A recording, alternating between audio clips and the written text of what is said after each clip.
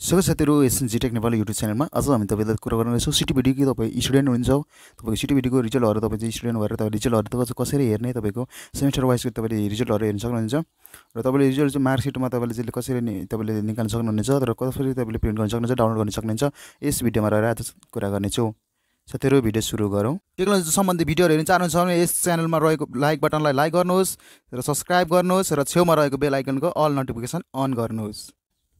सर्वप्रथम हामी जानु पर्ने हुन्छ तपाईहरु क्रोम ब्राउजरमा गएर पनि तपाईले सर्च गर्न सक्नुहुनेछ र हामी सर्च गर्नुपर्ने हुन्छ सिटिभिटी रिजल्ट भन्दा तपाईले सर्च गर्न सक्नुहुन्छ म यहाँ सर्च गर्न गइरहेको छु सिटिभिटी रिजल्ट लेख्नुहोस् यतिले चाहिँ तपाईले देख्न सक्नुहुन्छ यहाँ चेक रिजल्ट सिटिभिटी देख्नुहुन्छ सबैभन्दा माथि अप्सन तपाई यहाँ देख्न सक्नुहुन्छ त्यसमा हामीले एकचोटी ट्याप गर्नुहोस् र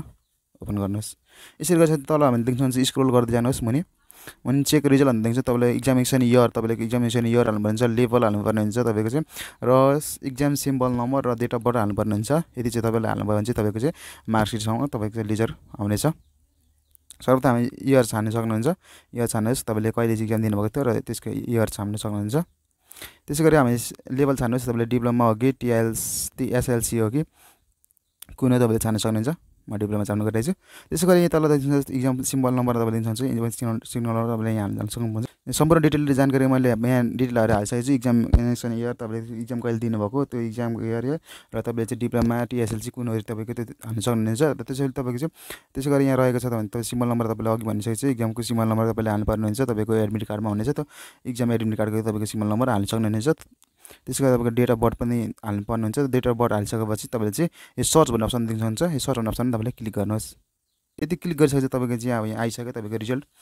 तपाईको यहाँ रिजल्ट आइसकेको छ भने तपाईको यसरी तपाईले मार्क्स तपाईले कति ल्याउनु भएको टप 10 मार्कहरु तपाईले सबै डिटेल मार्कशीट तपाईले पाउन सक्नुहुन्छ यसरी तपाईले अब यसलाई स्क्रिनशट गरेर तपाईले राख्न सक्नुहुन्छ तपाईले यसलाई प्रिन्ट पनि गर्न सक्नुहुन्छ कम्प्युटरबाट तपाईले लगेर प्रिन्ट गर्न सक्नुहुन्छ तपाईले मोबाइलमा स्क्रिनशट गरेर पनि तपाईले प्रिन्ट गर्न सक्नुहुन्छ तपाईको यहाँ प्रिन्ट भन्ने अप्सन तल देख्न सक्नुहुन्छ प्रिन्ट गर्न त्यसमा पनि प्रिन्ट गर्न सकिन्छ साथै तपाईलाई छोटो जानकारी कस्तो लाग्यो भिडियो मन परे लाइक कमेन्ट शेयर र सब्स्क्राइब गर्न नबिर्सनुहोला हस्त जय नेपाल।